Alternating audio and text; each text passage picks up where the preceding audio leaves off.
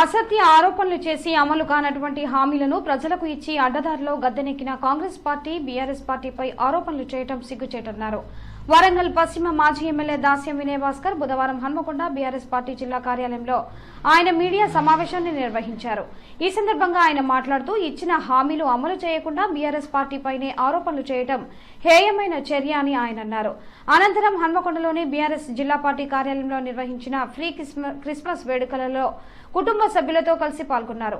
వరంగల్ పశ్చిమ మాజీ ఎమ్మెల్యే జిల్లా బీఆర్ఎస్ పార్టీ అధ్యక్షుడు దాస్యం వినయ్ భాస్కర్ ఈ సందర్భంగా పేద క్రైస్తవులకు క్రిస్మస్ పండుగను పురస్కరించుకొని బట్టలను పంపిణీ చేశారు. వచ్చే 5 ఏళ్లు ప్రజల మధ్యనే ఉంటూ వారికి అన్ని విధాలుగా అండగా ఉంటానని వినయ్ భాస్కర్ తెలిపారు. సంక్షేమ అభివృద్ధి కార్యక్రమంలో స్థిరాస్తులు ఏ తీరుగా ఆర్థికంగా అభివృద్ధి చెందిందో చెప్తుంటే దానికి పొంతం లేని సమాధానం చెప్తూ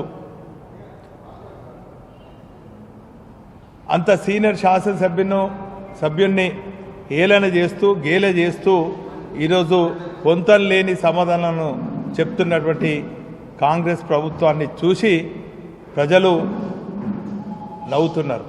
ఈరోజు సెక్రటరియట్ విషయం కూడా ప్రస్తావించడం జరిగింది. బ్రహ్మాండంగా నిర్మాణం చేయబట్టి ప్రజలకు కావలసినటువంటి పరిపాలన అందించాలని చెప్పి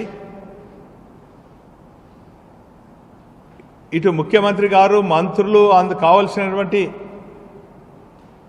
పరిపాలన యంత్రాంగం అంతా కూడా ఒకే దగ్గర ఉండాలని చెప్పి ఎప్పటికప్పుడు సమీక్ష జరగాలి అని చెప్పి భారత రాజ్యాంగ నిర్మాత అయినటువంటి అంబేద్కర్ గారి పేరు మీద కట్టడం తప్ప అని చెప్పి ఈరోజు తెలంగాణ ప్రజలు ప్రశ్నిస్తున్నారు.